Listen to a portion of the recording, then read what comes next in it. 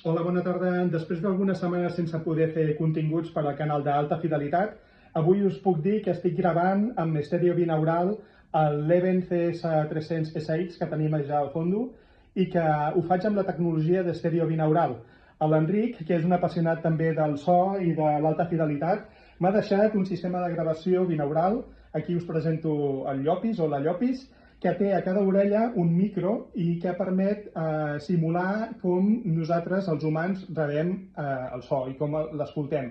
Perquè cada micro està a una distància exacta de les orelles, a més que la forma del crani també modifica el so o les característiques del so als que arribem a cada una de les orelles. Així, teòricament, amb estèreo binaural podríem escoltar amb l'estèreo al davant, al darrere, etc.